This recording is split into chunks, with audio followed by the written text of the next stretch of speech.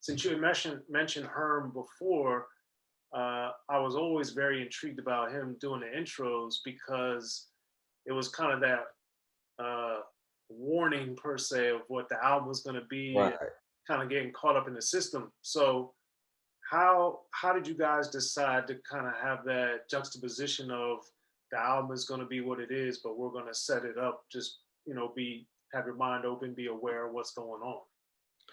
That idea came from Ice Cube, to be honest with you. I was listening to Ice Cube, and Ice Cube had a track where he had a Muslim on there, like I think it was Farrakhan or somebody. I can't remember who it was, but he had a beat playing and he had him talking on it.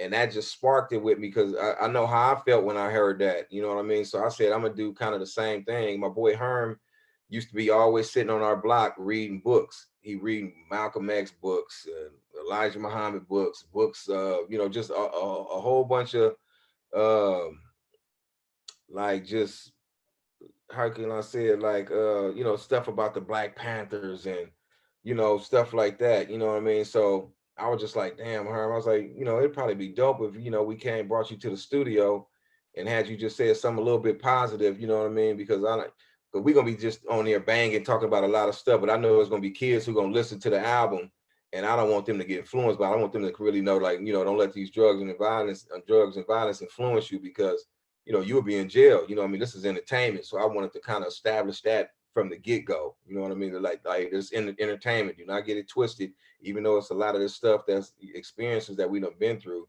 It's entertainment. Even like more like an orgy with 40 dudes coming to the hotel. That wasn't real. You know what I mean? Don't get it twisted and think that that's really what went on. You know what I mean? So it just worked out. Herm was like, yeah, I'll come do it. And he got the bug. As soon as we brought him down there and did that, we got him on the second album, and pretty much he started, man, I want to do a compilation. I want to get on and start putting out these albums with me on the hooks, with me, doing intros. And even now to this day, he's still doing intros. He working with Larry June, still active. So it was nice. That's really how that came about. But Ice Cube was, just to go back to that. Ice Cube was that album. I forgot which album it was. I It's don't know if probably it was. Death Certificate. That's what I was gonna say. I think it was Death Certificate when he had the Muslim just talking over the beat. Farrakhan or somebody, Christopher X. I can't remember who exactly it was, but that right there just sparked it for me. Yeah. Okay. And then leading into getting into the album, man, with the I Ain't No Joke, I always thought it was interesting with like kind of having Eric B and Rakim, but then also Beastie Boys with Brass Monkey. Right. So that was like to me a very hearing it at the time and even thinking about it now. That's such a different ends of the spectrum. Exactly. So from the creative side, what made you guys think that that was going to work, and how did you execute it so well? Do you think? Man, it was really just like I was just snatching up samples and stuff that I liked. And thank God I had a person like TC who knew how to, he knew how to work with all that time stretch stuff with sampling and everything. Cause I was just picking samples. I didn't know, I realized the work that he had to go through to actually make them blend like he did. I just thought I could use everything and anything.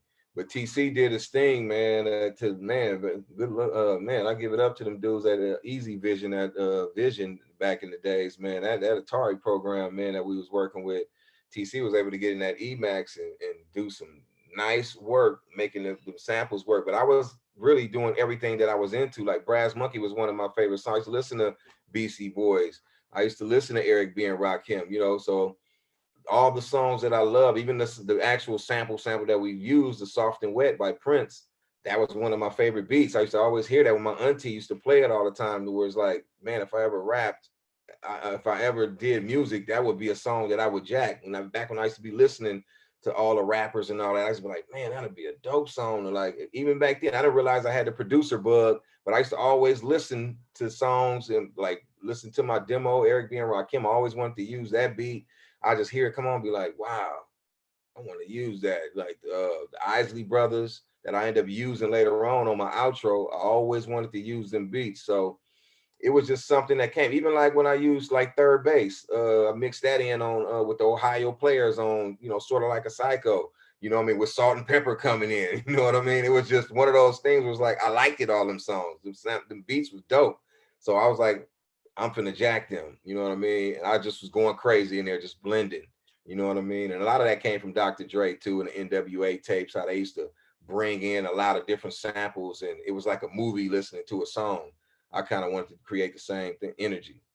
Yeah, well, I definitely got a lot of that. And to me, that was one of the great things about the music of the late 80s and early 90s. And A Lesson to Mhm. Be Learned is one of those where it had so much put into it that it wasn't just a simple loop. There was so much, Right. there was so much going on. And like you Mhm. said, I didn't even get to Prince yet, but I was like, you got Prince, you got Beastie Boys, you got Eric B. and Rakim. I was Right. like, man, this is crazy. Right. But also on I Ain't No Joke, which is talking about the 10% love, 90% hate, and player Mhm. hate and everything being such a big thing in the Bay. Why do you think like lyrically that's important for Bay Area artists, and why was that slang so big and became like something that the Bay was known for?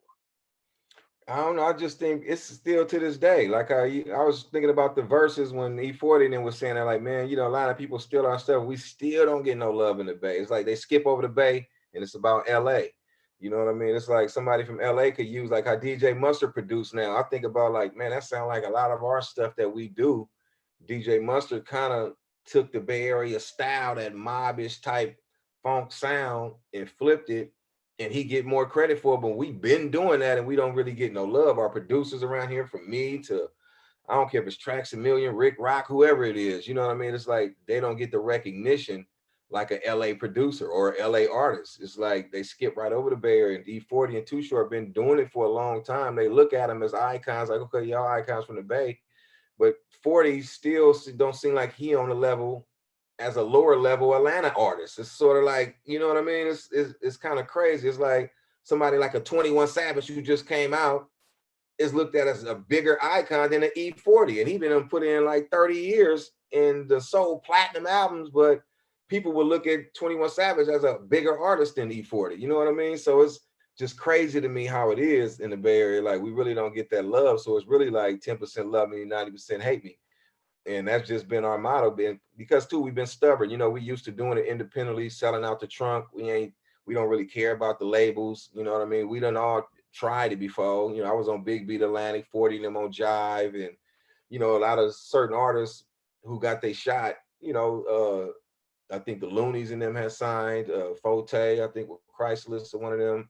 So everybody had got their shot, and it just didn't work out because we like to move when we want to move. We don't like waiting around. You know what I mean? Waiting till they open up the budget, waiting to do this, do that, and send you on the tour. It's like, man, we try to drop and keep it pushing. You know what I mean? So in a way, it was good for us, and in a way, it kind of hurted us too. But it's just like I guess that's probably why we never got put on that major pedestal like the East Coast and even some of the Midwest and the South. They just get looked at as bigger artists. So that's kind of where that come from. Okay. Yeah, it's always interesting. I've my a lot of my own theories about why the Bay did and didn't get where it was, but it's always crazy because one of the things that I love about the Bay music is it's so diverse. And Hmm. that to me is unprecedented and has never been matched of any little region in rap. There's Right. nothing, the Bay is way more diverse, I would argue, than anywhere. And that to Yeah. me, I think that is one of the main things that hurt it too, because Right. You can't just say this is the Bay Area like how trap is associated with Atlanta and all that, and you East Coast, you kind of got your backpack rappers and your then you got your Jay-Z's and stuff like that. yeah, But because even if you say like if mob music is the dominant sound or whatever, you still got Too Short, you still got Parrish, you still got Digital Underground, you still got still High got Souls of Mischief and all them. Performance. Yeah. Yeah, so Yeah. it's too it's so diverse that even something dominant and prominent like mob music, for instance, there's so much else around it. Yeah. Yeah. But anyway, That's well, true. so with back to Lesson to Be Learned with More Like an Orgy, since that, I didn't know that was one of the earlier songs, but since it's at the time very different, like speaking of a bad thing, I guess like Freaks of the Industry is somewhat similar, but Right. but what made that a song to where you're like, you know what, I'm gonna keep that one and put that on because it's so not normal, I guess. Right. I don't know. I guess it was just the storyline and the reaction I got when I first put it out in the neighborhood.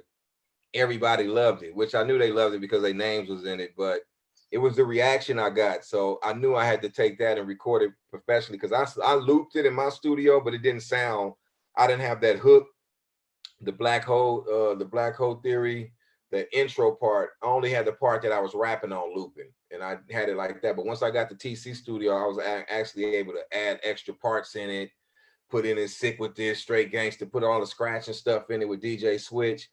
So once I got there and played with it, it was just like, oh yeah, this got to be, I got to keep this one. And Mr. C was like, yeah, bro, you got that one is dope. That was one of the first ones we recorded, that one. And like I said, Sort of Like a Sight. Bammer Weed was actually the very first song. Then we did A Lesson to Be Learned. Then we did the More Like an Orgy. And once I did it, it was one of the ones where Mr. C was like, yeah, you gotta keep that. We got to keep that. And even A Lesson to Be Learned, I just had my part on there. I added that other part on at the end when we Jack, You're a Customer from Eric Sermon and the EPMD and them, and added that on to the back because I was just feeling like I just got too many solo songs. So I was just like, let me add you on to this and let's do another song like that, Remind Me, which was going to be his solo. And I said, I just add a part on to the back of that. And that's when I ended up using a Shaka Khan sample.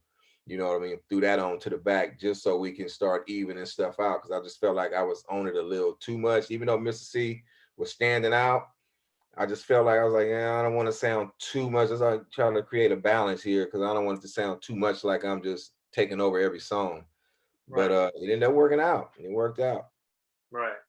Now, at this point, like speaking of today, you've done hundreds of songs, but I'd say "Don't Give Me No Bammer" is still probably the most one you guys are most known for. Mm-hmm. So, since you've done so many songs, what is it about that one? Now, looking back at it, that made it such a thing to where it's still like a legendary song. Not only is it the beat, because when the beat, before I even made that song, when I looped that section of that flute with that horn, I was just like, I knew it was dope. I knew it was golden before I even rapped on it. I was like, oh, I can't play with this. This got to be something nice. And I just sat on it for like 2-3 days, and I was just sitting in the car. And yeah, I was talking to a couple of my homies, and all of a sudden, because we was the word Bammer we always use for bunk weed in our neighborhood. And for some reason, we just started joking around and playing with it. Me and my boy Tita Lee, rest in peace. We just started playing with it, sitting in my car, man, and it just came out. Don't give me no Bammer joint. We don't smoke that shit in Hunters Point. I was just like, oh, that's dope. We were just repeating it, playing with it, and I just knew it just felt good when we did the hook. I was just like, oh, that is dope. And it, because I was rolling on that beat, man, for probably about 2 weeks, something like that. Just the beat, it was just so dope to me. Just that horn section, because nobody never really knew where it came from.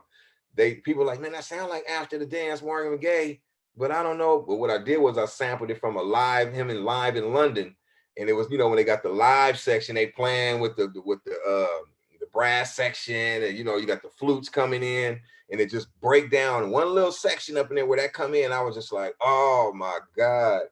And I looped the hell out that thing and fell in love with just that section, just rolling on it, playing it while I was rolling around in my car.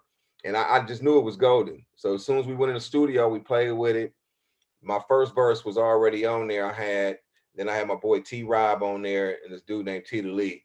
And then yeah, I end up getting him off of it, and I ended up switching it up when I went to the studio. Mr. C, as soon as he heard it, he was like, oh, bruh, like that song is so dope.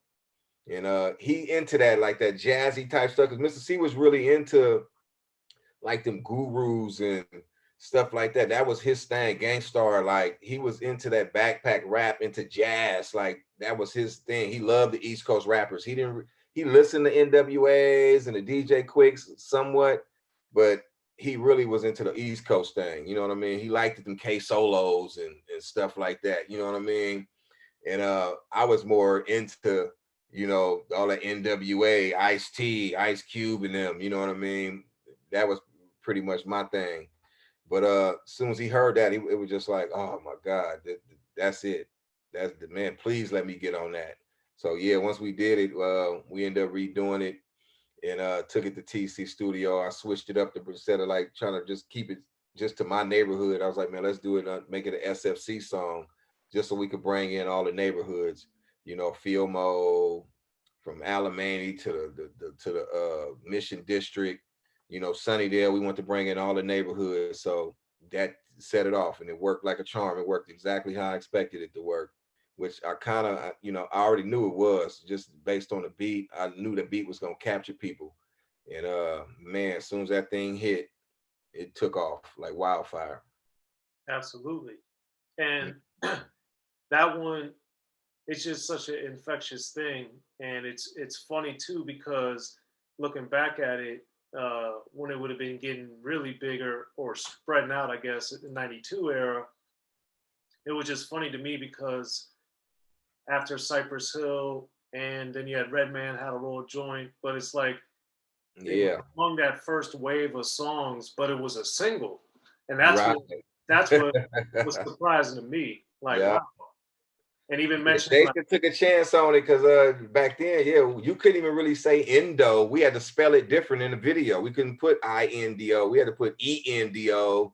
And yeah, it was like they man tried to censor the hell out that song, man, tried to make us change so much stuff up. But Jason knew it too. He was like, that feeling when you first hear it, it's like, oh man. And you know, and like I said, it was a weed song back then. That was kind of unheard of. You know, like you said, Cypress Hill was pretty much, before we came out, Cypress Hill was the only ones I knew that had a weed song besides MC Pooh with Fucking with Dane.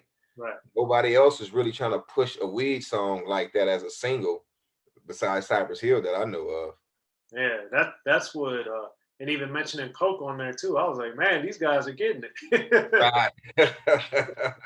Be sure to check out the History of Gangster Rap by Soren Baker. He's official. History of Gangster Rap features exclusive interviews with Ice-T, Snoop Dogg, MC Ren, the D.O.C, and dozens of others. The History of Gangster Rap, a definitive look at how Los Angeles changed rap forever. In Los Angeles, the streets definitely set the tone of the hip-hop music. At 19, I got a $50,000 car. My whole angle always was, I'll be street, but I will always tell you the horrors that go along with this life. There will be penalties and casualties for just wearing the wrong color in somebody's neighborhood. And once gangster rap made it from the streets to the TV, the genre exploded. With Fab 5 on your TV back with NWA. Yo MTV, it just catapulted us from being local heroes to national gangbang rappers. The History of Gangster Rap discusses it all from 1980 up till today. It's always gonna be shit happening in the streets. You know what I mean? So it's always gonna be something to talk about. The History of Gangster Rap in stores now.